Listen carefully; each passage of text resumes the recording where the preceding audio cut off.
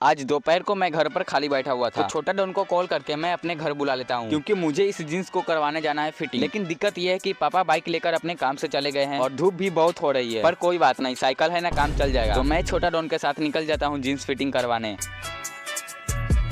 फिर jeans fitting करवाने के बाद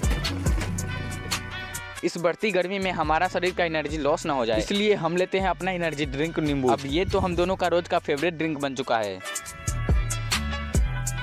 नींबूज पीने के बाद थोड़ी सी मस्ती करके इधर काटता एक्सीडेंट हो गया।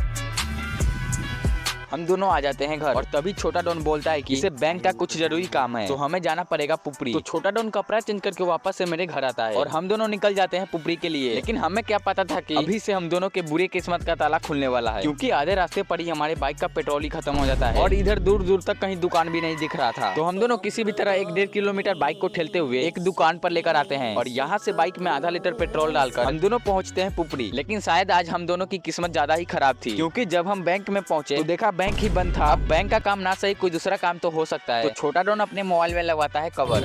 बढ़िया। फिर हम दोनों गन्ने का जूस पीकर निकल जाते हैं घर के लिए